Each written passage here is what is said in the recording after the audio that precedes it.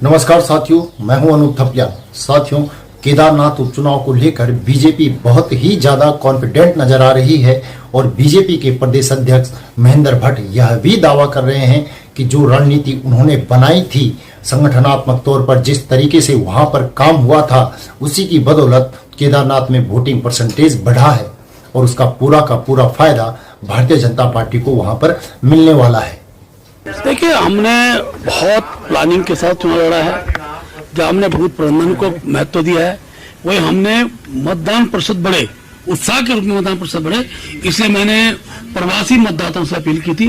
मैं दिल्ली गया, लुधियाना गया, चंडीगढ़, हरियाणा गया और मुझे बताते खुशी है, लगभग 1700 से 2000 के बीच की संख्या का आंकड़ा हमसे आया है जो प्रवासी मतदाताओं ने गांव में आकर मतदान किया है और उन्होंने मतदान के लिए लोगों को प्रेरित भी किया है।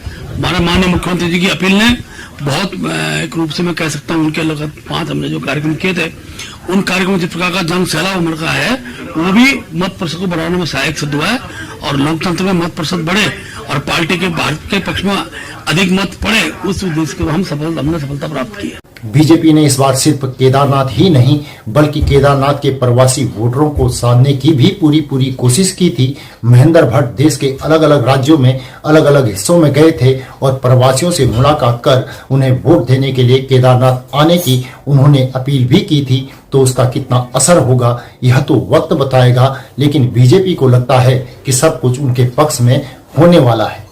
हम भारी बहुमत से जीतने वाले हैं और मैं स्वयं गांव में गया था और जिस तरह से वहाँ के ग्रामीण क्षेत्र में लोगों का रुझान था, उसे स्पष्ट है कि आशा नोटिया जी भारी बहुमत से जीतने वाले हैं। बीजेपी अपने इलेक्शन मैनेजमेंट और माइक्रो मैनेजमेंट को लेकर पूरी तरह से आश्वस्त है।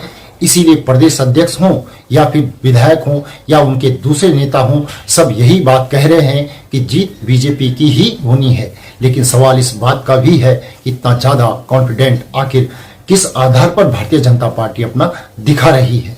कहा है कि अभी तक की सबसे बड़ी जीत केदारनाथ में हम सबको देखने को मिलेगी।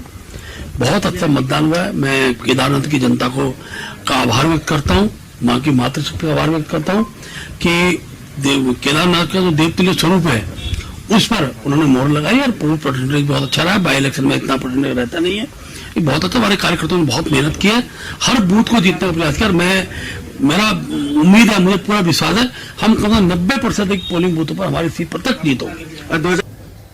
बद्रीनाथ चुनाव में हारने के बाद बीजेपी के लिए केदारनाथ की चुनाव साख का चुनाव बन गया था, साख का सवाल बन गया था। इसीलिए अलग अलग स्तर पर कोशिशें भी बहुत की गई और अब जीत के दावे भी किए जा रहे हैं। अब सवाल यह है कि क्या यह नतीजा इसी तरह का आने वाला है और अगर ऐसा नतीजा नहीं आया तो फिर क्या होगा।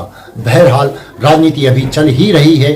बीजेपी में भी अब बैठकों का दौर भी शुरू हो गया है और वह निकाय चुनाव को लेकर भी है। लेकिन अभी जिस तरीके की परिस्थितियां जो इस समय हालात हैं, उसमें यह समझा जा सकता है कि बीजेपी आत्मविश्वास दिखा रही है, ओवर कॉन्फिडेंस दिखा रही है और यह तो आने वाला वक्त ही बताएगा कि क्या वहां पर होने वाला है। साथियों, यह रिपोर्ट आपको कैसी लगी कमेंट करके जरूर बताएं। हमारे चैनल को सब्सक्राइब करें और नीचे दिए गए नंबर या फिर QR कोड के माध्यम से हमारा सहयोग भी जरूर करें। अगली रिपोर्ट में शीघ्र ही आपसे पुनः मुलाकात होगी। तब तक के लिए नमस्कार।